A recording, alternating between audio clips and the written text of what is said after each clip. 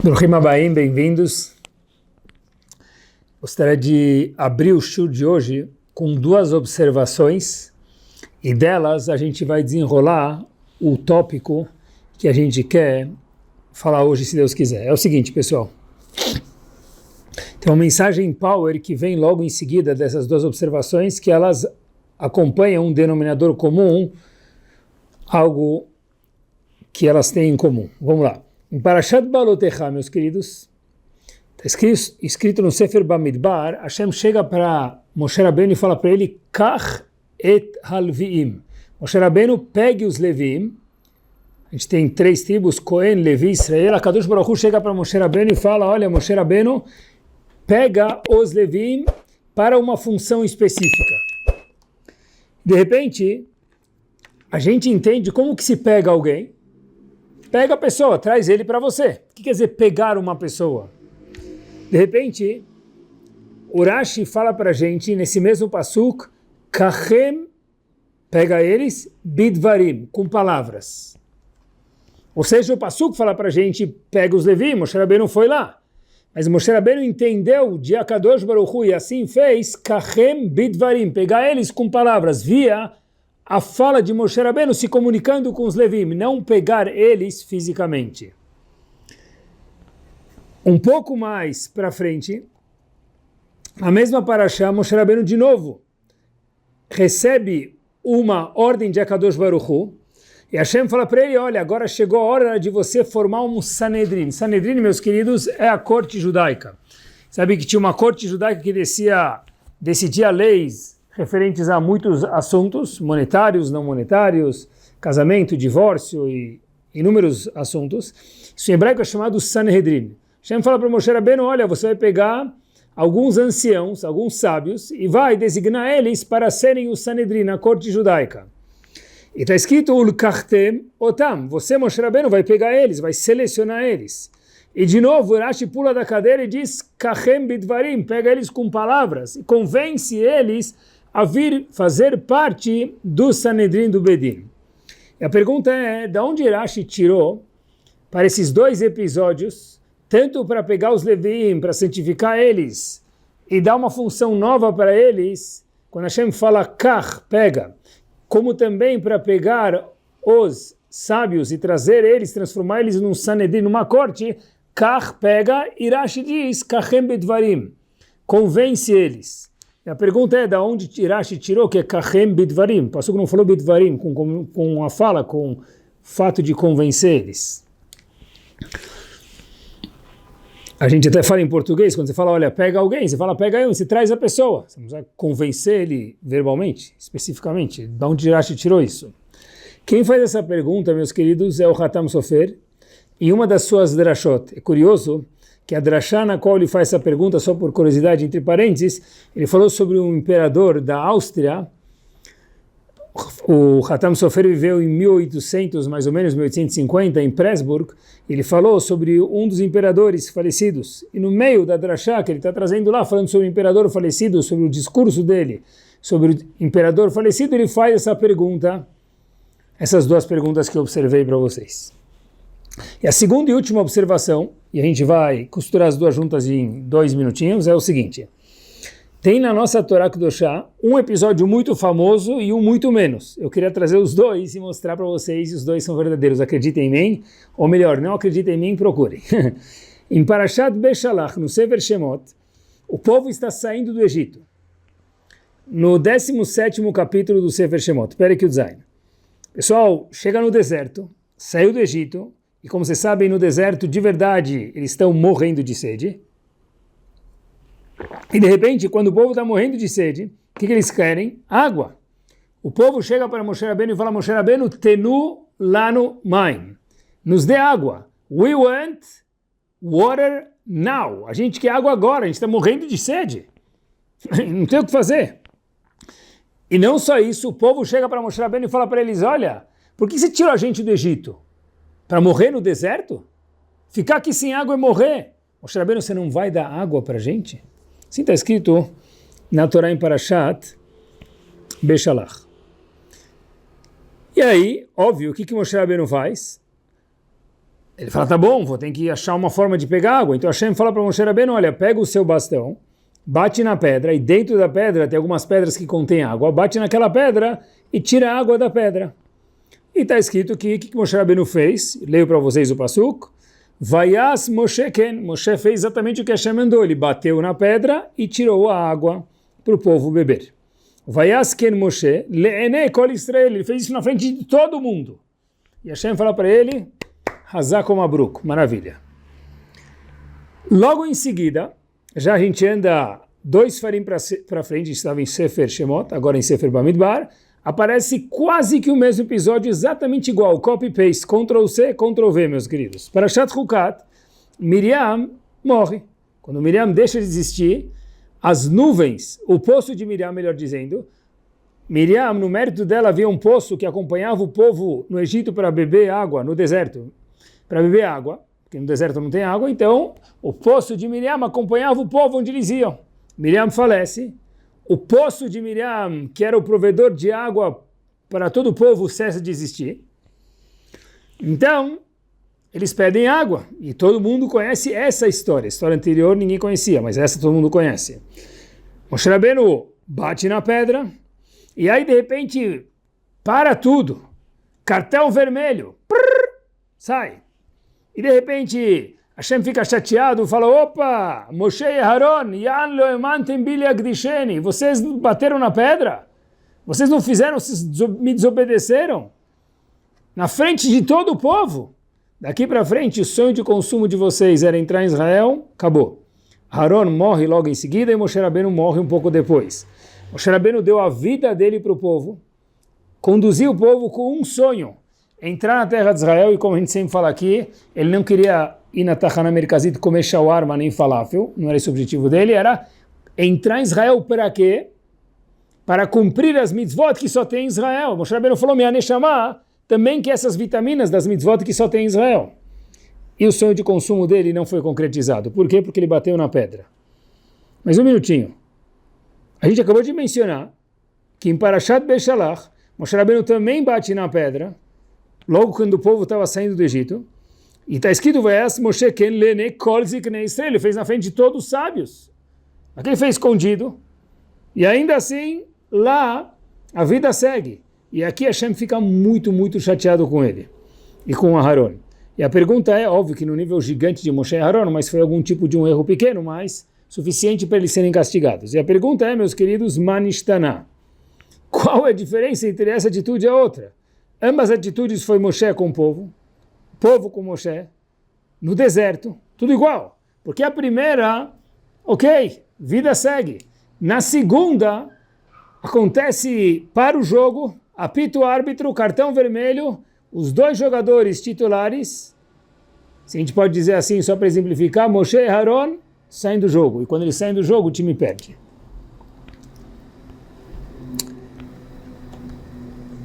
Tem aqui uma lição muito, muito importante, tanto para responder essa pergunta dos 2 episódios de bater na pedra, quanto também na pergunta que a gente falou antes, Kachem, e da onde Rashi tira Bidvarim, pega os Levim, pega o Sanedrin com palavras. O pastor não falou verbalmente, só falou pega, da onde que Rashi tira que são com palavras.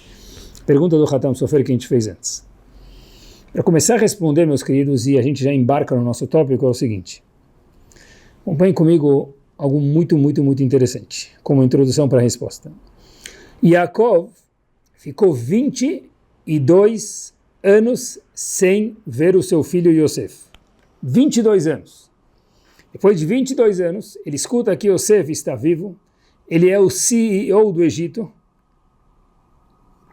ele coordena a potência mundial e ele continua espiritualmente nos trinques. Ele continua no pedestal espiritual, um homem com todas as tentações financeiras. Ele era o homem maravilhoso, está escrito, não que a mãe dele falava que ele era bonito, ele era bonito de verdade. Yosef está escrito que as mulheres subiam no muro para olhar para ele do outro lado do muro. Ele é um homem maravilhoso, ele tinha tudo, dinheiro, beleza, politicamente ele era uma pessoa muito importante. De repente, Yaakov escuta que seu filho Yosef, mais uma vez, está vivo, depois de 22 anos, longe de tudo. intacto espiritualmente. Então diz Yaakov, o que a gente diria? Quando a gente quer ver alguém muito, a gente fala, ó, chama o Uber, chama o táxi, vamos correndo, pega o avião para ver essa pessoa. Só que na Torá está escrito diferente, talvez nunca tinha prestado atenção nisso. Vi essa observação faz umas 3 semanas, quando comecei a preparar o shiur. Ve're'enu beterem amut. Muito estranho. Yaakov diz, deixa eu ver o meu filho Yosef antes de eu morrer. 1 minuto. Quando alguém vai ver uma pessoa que ele quer muito ver, faz tempo que ele não vê a pessoa, ele fala, olha, estou muito ansioso para ver a pessoa, não consigo dormir. Tanto faz. Mas não, deixa eu ver ele antes de eu morrer. Por que Yaakov disse essas palavras beterem amut, antes de eu morrer? Vi uma observação gigante, meus queridos, feita por Rav Shmuel Kamenetsky. Só acompanhem comigo. Disse esse homem o seguinte: Yaakov disse, e ele percebeu isso, Er'enu beterem amut. Deixa eu ver meu filho antes de eu morrer. Por quê? Porque disse Yaakov, depois de tudo que Yosef passou, foi vendido pelos irmãos, foi seduzido pela mulher do Potifar, ficou milionário, é uma pessoa muito influente politicamente, e ainda assim esse homem se mantém nos trinques espirituais, nos valores da Torá. Deixa eu ver ele antes de eu falecer, por quê? Disse Yaakov para si mesmo, e a Torá conta isso para a gente, deixa eu ver ele antes de eu falecer, porque depois que eu falecer, eu acho que eu não vou conseguir ver ele mais lá em cima, porque Yosef vai estar num nível espiritual tão alto, no Shamaim, no Olam Haba, no mundo vindouro, que eu acho que eu não vou conseguir ver ele. Por conseguinte, disse Yaakov, pessoal, em que power? Er'enu beterem amut, deixa eu ver ele antes de eu morrer, porque, uai, lama, porque ele falou, se eu quero ver o meu filho, vai ser só aqui nesse mundo, enquanto ele está vivo, e qualquer um pode olhar para ele, chega lá perto, ainda mais eu, o pai dele, Yaakov dizendo, referente a Yosef. Lá em cima, acho que eu não vou conseguir chegar nem perto dele, por tantos méritos que esse homem, no caso Yosef, acumulou. Que gigante observação. Quando eu vi isso, falei, uau! Gigante, verdadeira, e que traz um insight muito grande para a gente. Qual? Queria aproveitar para costurar isso com o shiur de hoje e já responder, e a gente caminha no tópico de hoje. Nos nossos dias, cada um de nós é um Yosef. Repito, no século 21, cada um de nós, isso mesmo, qualquer um, é um Yosef. Sem desmerecer Yosef, claro, mas um pouquinho de Yosef todos nós somos. O que eu quero dizer? Nós temos méritos gigantes com tanta distração que tem no mundo, com tantos valores que não caminham paralelos à Torá Kedoshá, que o mundo vende. A pessoa se manter firme aos valores da Torá, às mitzvot, essa pessoa tem que ser um herói. Eu de verdade acredito que todo homem, toda mulher que cumpre a Torá, que se mantém firme, tentando cumprir a Torá, halachot, valores, essa pessoa é um herói. Ela é um herói. Hoje em dia, no question. Er'enu beterem amut. Deixa eu ver ele antes de ele falecer, por quê? Porque daqui a pouco eu não sei se eu vou conseguir ver ele. Isso pode ser dito no século 21 sobre todo e qualquer Yehudi ou Yehudiá, homem ou mulher que cumpre a Torá Kedoshá. Porque quando Hashem chegou e disse para a gente, tem um povo na Torá que a gente precisa destruir ele. Hoje a gente não sabe quem é esse povo, e é óbvio que a gente não pode matar ninguém, mas quando se sabia, havia uma mitzvah de destruir um povo, Amalek, o povo de Amalek. E Hashem fala para a gente, qual que é o tzivui de Hashem, qual que é a orientação de Hashem referente a Amalek? Milchama ba'Amalek, nós temos que fazer uma guerra contra Amalek, midor, de geração em geração. E óbvio que a gente pode aprender também de geração em geração que a guerra contra Amalek, contra o Yetzerará, contra os valores errados, ela muda de geração em geração. Midor, cada geração tem sua batalha distinta. E é importante a gente saber que na geração de hoje, Er'enu beterem amut, deixa eu ver ele ou ela antes dele falecer, com 120 anos bem vividos a todos. Por quê? Porque depois não sei se eu vou conseguir ver ele ou ela lá em cima, porque ele é um herói, ela é um herói. e entrar lá no VIP lá em cima é para poucos. Assim disse Yaakov, e assim a gente tem que aprender cada um para o outro. Não dá para hoje em dia ir para uma guerra com estilingue. Antigamente dava. Antigamente com arco e flecha se vencia guerras. Hoje em dia não dá para ir para uma guerra com estilingue nem com arco e flecha, por melhor que seja. Milchama ba'amalek midor dor. Cada geração muda, meus queridos. Nós vivemos na geração da berachá, na geração da bênção, na geração de fartura, na geração de abundância. É muito bom, sim, mas tem um detalhe. Se nós não estivermos preparados para tanta fartura, para tanta abundância, a gente é engolido por tudo isso e se perde no meio de tudo isso de bom que tem no mundo a nos oferecer e de não tão bom muitas vezes. Eu explico.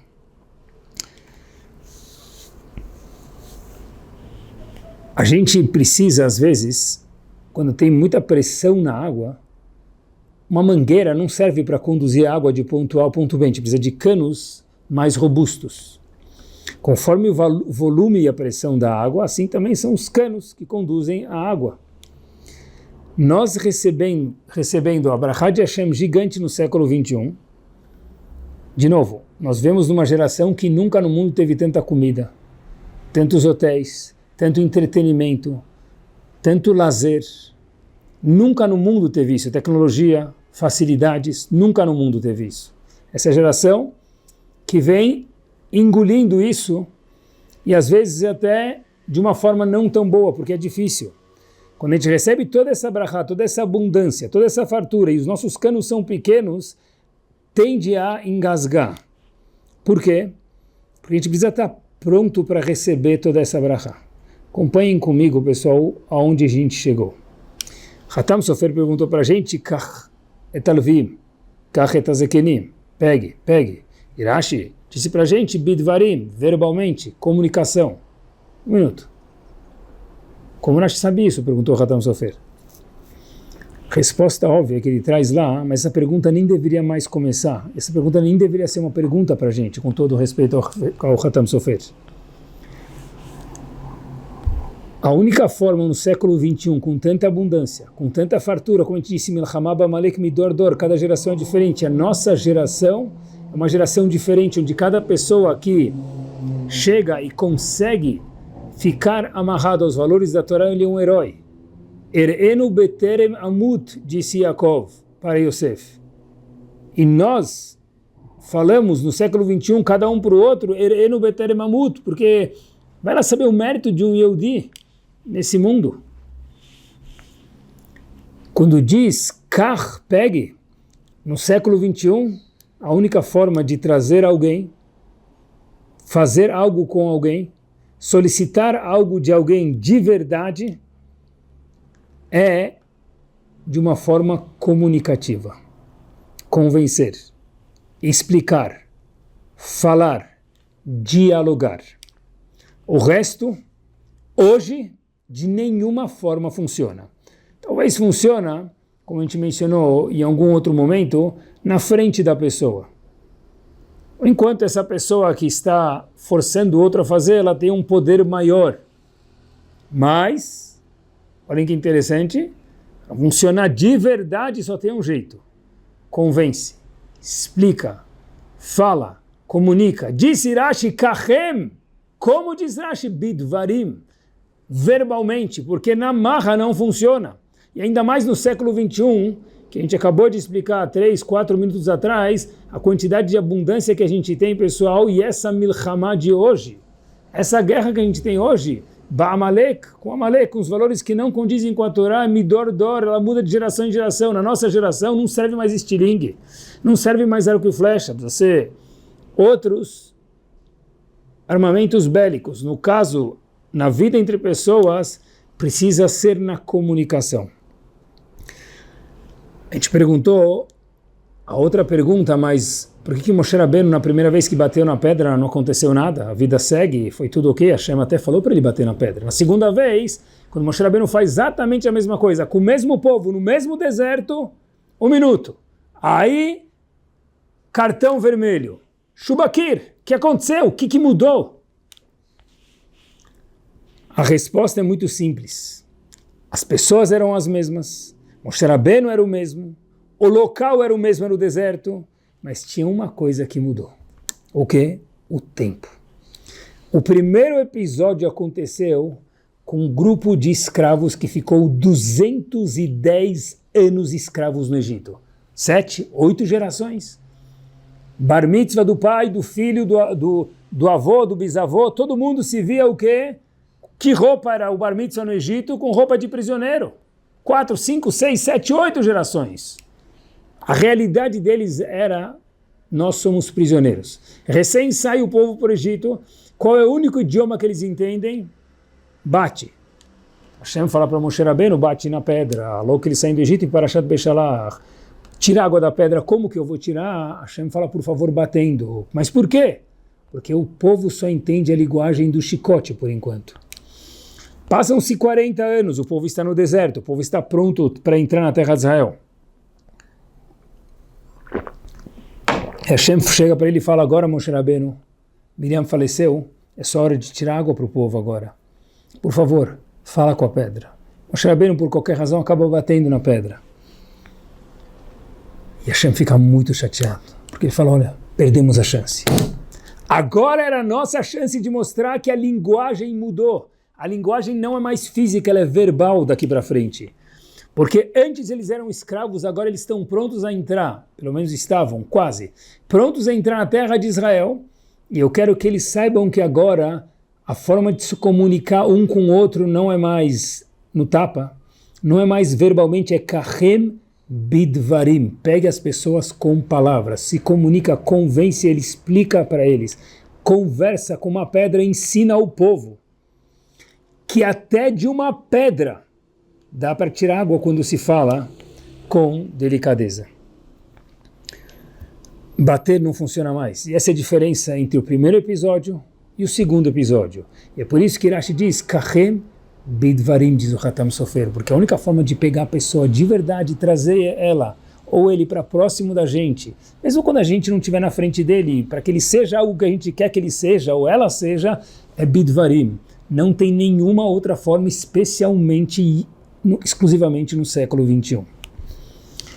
E quando se fala de comunicação, eu queria dar um passo para frente, já que é o tópico de hoje, meus queridos, a gente acha que comunicação é, a gente explicou, não física, mas verbal. Ok.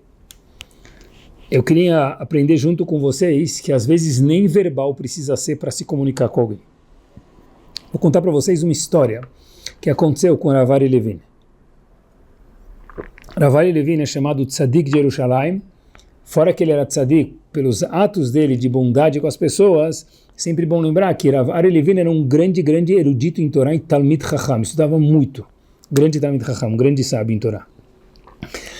Uma vez, Rav Ari Levin terminou de rezar Shabbat, ou seja, sexta-feira à noite, estava começando Shabbat, ele sai do Bet HaKnesset, sai da sinagoga, e ele vê um Yehudi em Israel, mais uma vez, com um cigarro na mão, sexta-feira à noite, Shabbat, não se fuma, quer dizer, nunca se deve fumar, especialmente Shabbat à noite, com cigarro na mão, fumando, e pergunta para Rav Ari Levin, como que eu chego em tal malon? Como eu chego em tal hotel? Rav Ari Levin não queria contar para ele como chegar lá, que o indivíduo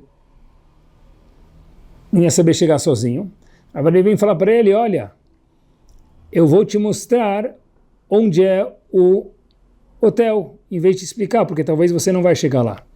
E esse israelense, óbvio que sabia o que era Shabbat, com cigarro na mão, sem largar o cigarro, falou ok, e continua fumando durante o trajeto. Rav Ari Levin não se comove, não fica bravo, fala para ele ok, continua andando, tranquilo, andando, Shabbat à noite, sexta-feira à noite, e aquele senhor continua na cara de pau, na frente do Rav, fumando seu cigarro durante todo o trajeto. Andaram alguns minutos, chegam no hotel, e Rav Ari Levin fala, olha, aqui à sua direita está o local que você estava procurando. Aquele indivíduo olha para o Rav Ari Levin, e Rav Ari Levin não falou uma palavra para ele durante todo o trajeto, e diz para ele o seguinte, disse aquele israelense com cigarro na mão para o Rav Ari Levin sexta-feira à noite, saiba que eu sei que eu tenho um coração duro, Rav. e ninguém nunca quebrou o meu coração. Você foi o primeiro. Você me tratou com dignidade. Não gritou comigo porque eu estava fumando no Shabat. Eu prometo, já que tem pessoas como você no mundo, que eu nunca mais vou fumar no Shabat, disse aquele israelense para Rav Levin. Shabbat Shalom, e foi para o hotel. O que Rav Levin falou para aquele israelense com cigarro no Shabat na frente do Rav Levin, o Tzadik de Yerushalayim? Nada. Porque às vezes a comunicação não precisa nem ser verbal para que nós possamos transmitir o que a gente quer transmitir. Disse Rashi, Kachem bidvarim. Pegue com palavras. E a gente aprendeu agora que às vezes nem palavras são necessárias para que a gente possa aproximar outra pessoa para algum valor, para alguma ideia, para algum princípio que nós achamos ser importante. A única forma que existe hoje é a comunicação. Não necessariamente verbal, como a gente falou. Sabe que eu acho que o método, entre essas psicológico que Rav Levin usou, é o que eu chamaria hoje, não sei se existe essa nomenclatura na psicologia, mas a gente vai chamar aqui agora assim, um método surpresa. Em situações adversas, a pessoa surpreender o outro. Pode ser com uma palavra e pode ser com um silêncio, como a gente está conversando agora. Às vezes, alguém fez alguma coisa errada. Pessoal, acompanhem comigo 2 ou 3 exemplos, anotem ele, lembrem e pratiquem ele, por favor. Em vez de gritar com a pessoa, fale, surpreenda a pessoa. Isso deixa marcas positivas na cabeça do outro. Em vez de criticar aquele que fez algo errado ou aquela que fez algo errado, fala, olha, eu vou quebrar teu galho hoje, eu vou fingir que não vi, vou deixar passar. Surpreenda esta pessoa. Mais um último exemplo. Alguém quebrou um objeto, uma criança quebrou o cinzeiro, não existe mais cinzeiro hoje, vai. Quebrou o saleiro, quebrou o prato. De repente, pergunta para a criança, olha, está tudo bem com você? Surpreenda a criança, que eu não estou preocupado com o prato, apesar que a gente sim vai estar, mas finge que não está. Surpreenda ela e diz para ele ou para ela, olha, você está bem? Ok, deixa, depois eu limpo o prato. Sozinho a criança vai aprender a não deixar o prato cair de novo. E aquela mensagem que ficou na cabeça da criança fica para sempre, porque é aquela mensagem surpresa. Surpreenda a pessoa. Porque a criança, quando quebra alguma coisa, o adulto, quando faz uma coisa de errado e está esperando levar uma bronca, quando a gente inverte e faz uma surpresa, o que eu chamo de método surpresa, acabou. A gente tende a kachem, a também conseguir pegar aquela pessoa ou transmitir o valor que a gente quer para a pessoa. Só que de um jeito muito mais saudável, como disse Rashi, kachem bidvarim, com palavras, e agora a gente acrescenta sábias. Método surpresa. Eu queria falar para vocês que quando a gente surpreende alguém, fica marcado a mensagem no cérebro daquela pessoa de uma forma positiva. E depois fica tudo tão mais fácil, meus queridos. E falando em comunicação, queria contar mais uma história para vocês verdadeira. Curta, simples, mas muito importante. Uma vez tinha um professor, um Rav, numa classe de crianças, ele ia ensinar o assunto chamado Erechim para as crianças. Erechim é uma parashá na Torá, e tem uma masechet inteira no Talmud, um tratado no Talmud chamado Tratado de Erechim. Erechim é se uma pessoa doa o valor dele ou dela para o Beit HaMikdash, quanto ele tem que pagar para o Beit HaMikdash como doação, porque ele falou, eu estou doando o meu valor para o Beit HaMikdash, quanto vale a pessoa?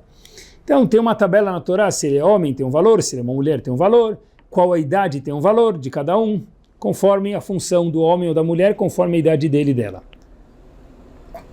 correspondentemente. E de repente, esse Rav ia ensinar para a classe de alunos sobre esse conceito chamado Erechim. Falou, antes de eu ensinar o conceito, deixa eu dar uma introdução. Perguntou para eles, olha, queridos, quanto vocês acham que vocês valem? Se vocês fossem dar o valor de vocês para o Beit HaMikdash, quanto vocês acham que vocês valem? E aí, de repente, cada um começou a falar o que ele achava que ele vale. Ele ou ela. Cada um começou a falar o valor que ele ou ela achavam que vale. E aí, óbvio que cada um falava isso conforme o quê? a autoestima que aquela pessoa tinha. Se ele achava que ele tinha uma autoestima boa, ele falava, meu valor é X. Outro que tinha uma autoestima menor falava, meu valor deve ser X menos tanto. E outro que tinha uma autoestima muito boa falava que meu valor é X mais tanto. E assim, o Rav conseguiu dar aquela pequena introdução na classe, para depois logo chegar e explicar os conceitos de Erechim, como a gente comentou. Até que tinha um aluno, que ele era mais cabisbaixo, mais calado, um pouquinho mais low profile. E o Rav estava com medo de chamar ele, porque falou, olha, se eu perguntar para ele qual é o seu valor, eu tenho medo que ele vai falar um valor muito baixo e vai envergonhar ele. Então o Rav tentou despistar e falou, pronto, agora que já todo mundo deu a introdução, vamos pular para o tratado de Erechim. Ia começar, e aquele menino, Shloime, vira para o Rav e fala, Rav, o senhor não vai me chamar também? Aí o Rav logo deu uma virada na história, falou, não, opa, é verdade, você ainda não falou nada, querido, fala. E o Rav já estava esperando, puxa vida, o que ele já vai falar que ele vale? E aquele menino vira e surpreende a classe inteira e diz o seguinte, Rav, tudo que vocês falaram aí, os outros alunos, é um valor bonito, mas o meu valor é muito maior do que isso. Ele falou um valor mais alto do que o outro, todo mundo falou que vale 10, 20, 30, ele falou, meu valor acho que é 40, por exemplo. E o Rav da classe perguntou para aquele aluno, o Shlomo, e falou, olha, mas por que você acha que você vale tanto? Vou aproveitar, já que você está falando um valor acima de todos os outros, por que você acha que você vale tanto? E disse aquele aluno, porque minha mãe sempre fala para mim que eu tenho um valor muito alto, que eu sou a coisa mais valiosa do mundo. Então deve ser que eu sou mesmo. Por isso que o meu valor é tão alto. Uau! Quando eu escutei isso, eu falei, pera só um minutinho. Muitas vezes a gente fala tantas coisas, a gente nem imagina o que os nossos filhos guardam no coração. O meu valor é o mais alto porque minha mãe sempre me fala isso. E deve ser que ela falava com tanta sinceridade. Não é só slogan de Instagram. Ela falava com tanta sinceridade que ficou no coração do filho. E eu sei que meu valor é mais alto do que todo mundo, porque minha mãe fala isso com tanta veracidade e eu compro essa ideia. Porque essa comunicação foi positiva. Foi kachem bidvarim. E eu aprendi daqui, queria compartilhar com vocês, que as palavras que nós pais falamos para os nossos filhos entram como uma bomba neles. Essa bomba pode ser algo positivo ou lo aleno, o contrário.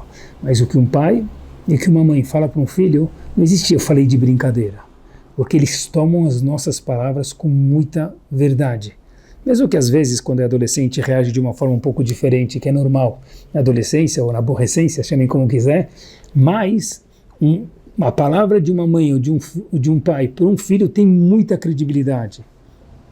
O meu valor é alto, por quê? Porque meus pais sempre me falam isso. Queria dar um passo adiante com vocês, na fase final desse shiur, já que a gente está falando sobre comunicação, sobre kachem bidvarim, sobre Moshe Rabbeinu ter depois falado com a pedra. É o seguinte, um casal, queria contar uma história para vocês e andar no passo final sobre comunicação. A história se passa com um casal que estava casado 10 anos sem filhos, sem poder ter filhos. Imaginem só a angústia de ver todo mundo tendo filho, indo na escola, qual é a próxima festa de aniversário, o que vai ter em cima do bolo, reunião de pais, comprar berço novo, carrinho novo, tudo muda na vida da pessoa, Baruch Hashem. Naquele casal não. Eles foram nos doutores, tratamentos, os doutores falaram, é impossível. Então, o marido foi para o Rav Chaim Kanievsky, Zichron Libraha, e falou para ele, Rav, eu queria fazer uma pergunta para o senhor. Será que eu posso fazer tefilá para ter filhos? O Rav perguntou por quê. Porque todos os doutores falaram que é impossível, não é compatível, a compatibilidade entre eu e minha esposa ela é zero. É impossível que nós tenhamos filhos. Será que eu posso fazer tefilá, rezar, para um milagre? Será que a gente pode pedir um milagre para Hashem? Hashem faz o mundo viver conforme a natureza, conduzida por Hashem, óbvio, mas não mais milagres. Rav Chaim Kanievsky falou 4 palavras. En arofim yodim klum. Os médicos não sabem de nada. Eu acho, não tenho certeza, talvez esteja errado, o que ele quis dizer olha, os médicos estão falando o que eles viram, mas eles não sabem a realidade quem manda é Hashem. Mas, talvez eu esteja errado, as palavras dele foram Ein arofim yodim kelum. Os médicos não sabem nada. Tá bom. Ok. Esse indivíduo volta para casa e a história continua. E como a gente sabe dessa história? Porque esse indivíduo contou essa história no Brit Milá do filho dele. Ou seja, ele teve um bebê. Disse esse indivíduo 4 palavras do Gaon, Rav Chaim Kanievsky, Ein arofim yodim klum, 1, 2, 3, 4, os médicos não sabem nada, naquele caso específico eu expliquei o que eu acho que ele quis dizer, fez com que a gente tivesse um bebê. Contou isso no Brit Milá do filho dele. Depois que ele conta isso, um colega dele, no Brit Milá, fala, olha, posso também contar a minha história? Ele, história do quê? Falou, deixa eu contar. Olha, eu também tenho uma história para contar. Eu e minha esposa, nós tivemos 9 filhos. E minha esposa queria mais um. Mas o médico falou, olha, do 9 para frente não vai dar. Sua esposa agora tem um problema no sangue dela. E ela ter mais um bebê vai ser algo prejudicial e perigoso para ela e para o bebê. Então, não podem mais ter filhos. Mas a esposa queria tanto, tanto, tanto. Eu achei que o mínimo que eu podia fazer, marido, colega também contando no Brit Milá do outro amigo, falou, olha, o mínimo que eu posso fazer é ir perguntar para o Rav. E ele foi para o Rav Chaim Kanievsky. Rav Chaim Kanievsky olha e fala, quantos filhos você já tem? Ele falou, 9. Falou, minha esposa quer ter o 10º. E aí Rav Chaim Kanievsky diz de uma forma divertida, para que você precisa ter um minyan? 10 pessoas. E o pai fica um pouco assim na dúvida o que responder, e ele olha, Rav Chaim Kanievsky fala para ele, Berachá ve'atzlachá, que você tenha sucesso. E brachá. O indivíduo disse amém. Obrigado, mas o que eu falo para minha esposa quando eu chegar em casa? Brachá ve'atzlachá, o que isso quer dizer? É muito vago aqui. Rav Chaim Kanievsky diz mais 2 palavras, Ihye beseder, vai estar tudo ok no português. Ihye beseder em hebraico, 2 palavras. Essa senhora fica grávida, e ela já podia ficar grávida, o problema era, como eu falei para vocês, na qualidade do sangue dela, com alguma complicação, e os médicos falaram, a partir do 5º mês você vai ter que fazer um exame perigoso, para ver que a gente te orientou a não ficar grávida. Essa mulher, no 5º mês, vai lá com o pedido médico do médico, vai fazer o exame, vai no laboratório, etc e tal. E o moço do laboratório vai lá, começa a olhar, faz o exame, recolhe, olha o resultado depois e vai mandar para o médico, fala só um segundinho. O pedido médico e o resultado não batem. Por quê? Porque aqui está escrito que você tem uma complicação, para a gente ficar atento no nosso exame com tal coisa, a gente fez os exames, saiu o resultado, mas a gente não encontra essa complicação em nenhum lugar. E o médico falou, eu não sei te explicar, você tinha, mas agora você não tem mais. Gravidez saudável. 10º bebê nasceu, Mabruk. Tudo isso contou aquele outro pai no mesmo Brit Milá. Da onde veio? Rav Chaim Kanievsky disse 2 palavras, Ihye beseder, vai estar tudo ok. Eu fiquei pensando comigo mesmo, como que é possível que uma mulher que não podia ter filho, Rav Chaim Kanievsky diz, Ein arofim yodim klum, os médicos não sabem nada, 4 palavras, tem bebê. No outro caso, segundo caso que também contou no mesmo Brit Milá, a gente falou Ihye beseder. A segunda mulher teve o 10º filho saudável, quando era para não ter. Um minuto, como funciona isso? Óbvio que os médicos estavam certos, mas Rav Chaim Kanievsky, como Chachamim contam para a gente, tzadik gozer ve'akadosh baruch hu mekayem. Quando um tzadik decreta algo, Hashem faz com que isso funcione, com que valida isso. As palavras do tzadik geram uma nova realidade. Não é que os médicos estavam errados, é que a palavra do tzadik gera uma nova realidade. Qual que é o ímpar de um tzadik? No caso do Rav Chaim Kanievsky, óbvio que a gente nem tem ideia e não vai começar a medir e falar quem era Rav Chaim Kanievsky, mas certeza que homens grandes, a boca deles é cuidada com Talmud Torá, com estudo da Torá, e certeza essa boca que falou Yebeseder, ou essa boca que falou Eina Rofim Yodim Klum, e fez com que as 2 mulheres tivessem bebês, não é uma boca qualquer, é uma boca especial. Uma boca que estudava a Torá e muitas outras qualidades que esse homem tinha mais uma vez, mas com certeza o que a gente pode aprender é que palavras que não são delicadas não saem da boca de pessoas especiais, todos nós. Repito, todos nós. Eu sei que o youtuber fala que aquela mulher influencer que é Shlita, Rabanit Shlita, que ganha não sei quantos milhões por tantos segundos, que faz o trabalho dela muito bem feito, fala, ok, mas isso para nós Yehudim é zero referência. Repito, isso para nós Yehudim tem que ser zero referência. Por quê? Porque a boca de um Yehudi, aquela mesma boca que estuda a Torá, a mesma boca que fala com Hashem na Tfilah, a mesma boca que Hashem fala com a gente no estudo da Torá, tem que ser uma boca mais limpa. Tem que ser uma boca que palavrão não pode fazer parte do nosso vocabulário, de forma nenhuma. O fato que essas pessoas falam, isso só traz mais mérito para a gente quando a gente não fala. Mas em nenhum momento traz um sinal verde para que a gente possa falar. A pessoa tem que se policiar do que ele ou ela fala. Mesmo quando bati meu dedinho do pé, ai que dói, hein? Na cadeira, não falar aquilo que a gente gostaria de falar. O gibi, aquelas cobrinhas do gibi, deixar para outra hora. Por quê? Para nenhuma hora. Por quê? Porque a gente tem que se acostumar que isso não faz parte da boca de um Yehudi. Para uma boca poder falar palavras e essas palavras acontecerem para o bem sempre, tem que ser uma boca que está cheirando bem. Boca que está cheirando bem para Kadosh Baruch Hu é uma boca que não fala palavras de baixo calão, uma boca com delicadeza. Mesmo que for a piada do português, procura outra. Porque piada que tem palavrão não pode ser piada boa. Não pode ser.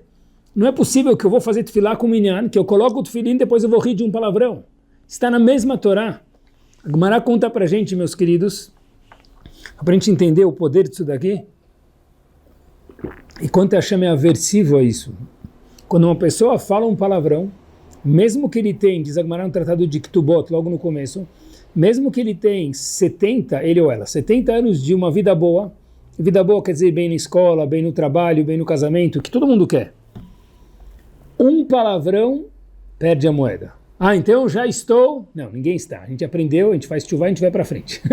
Mas aprender quanto é grave um palavrão. Rir de um palavrão que contam para a gente, falar um palavrão, mesmo que é meio palavrão. Para o youtuber serve, para influencer serve. Para nós não pode servir, porque a Kadosh Baruch Hu falou, não condiz com a boca de um homem, uma mulher Yehudi. Isso faz parte da comunicação. Quando a gente fala, eu juro que... Um minuto. Um Yehudi não jura aqui. Não jura. Eu juro que um Yehudi não jura. Isso faz parte da comunicação limpa de um Yehudi. Mesmo quando a gente está chateado, cuidar do que a gente fala, meus queridos. A delicadeza faz parte da boca de um Yehudi. E a gente termina com um pensamento muito curto, já que a gente está falando de fala, kachem bedvarim, comunicar, uma fala limpa, doce, gostosa, mas eu estou chateado. Pode falar, eu estou chateado. Pode falar, eu estou nervoso. Pode falar, agora eu não quero conversar. Claro que pode, mas não pode bater, gritar, xingar. Isso não condiz com a boca de um Yehudi. É um trabalho. Se a gente errou, amanhã melhora. E depois da manhã melhora, a gente vai ver que daqui a um tempo a gente vai ficar perfeito. E é isso que Hashem quer da gente. Terminar com um pensamento muito curto que me veio quando estava preparando o shiur. Olha que interessante, meus queridos. O que mudou o curso do mundo? Pecado de Adam Arishon. Quando Adam foi criado, Hashem olha para ele e fala, você vai viver para sempre. Você vai de fato encontrar, você acha que dinheiro nasce na árvore? Daí que vem a expressão, sim, porque dinheiro nasce na árvore. Avram Avinu, Adam Arishon, desculpem, melhor dizendo, ele pegava comida da árvore, roupa vinha pronta, não precisava de roupa, estava tudo pronto. A vida inteira de Adam Arishon estava pronta, ele ia viver para sempre com Havá no Gan Eden, a melhor coisa do mundo. A gente até fala, aquele lugar estava maravilhoso, a gente até usa, era um Gan Eden. Então, Adam Arishon de fato vivia no Gan Eden. O que fez tudo mudar no mundo? E o mundo ter um plano B, que é o que a gente está vivendo agora. O que fez tudo mudar, meus queridos? O pecado de Adam Arishon. Quem foi que introduziu o pecado de Adam Arishon? Acompanhe comigo agora, pessoal, nesses momentos finais. O Nahash, a cobra.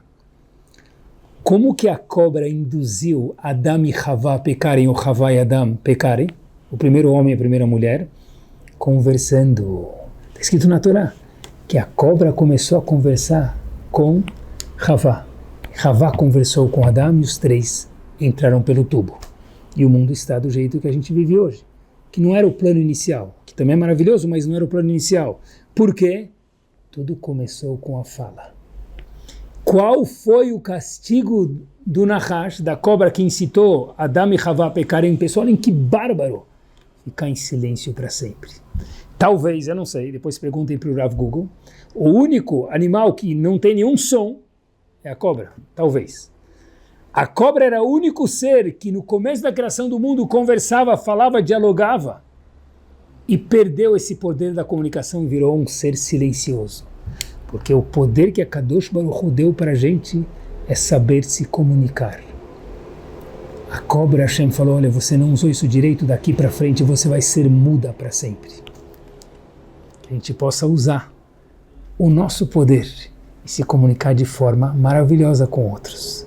Semana espetacular a todos. Não deixe de nos acompanhar pelo aplicativo Caraguila, no Spotify ou no YouTube. Quem aprende, cresce e vive cada dia melhor.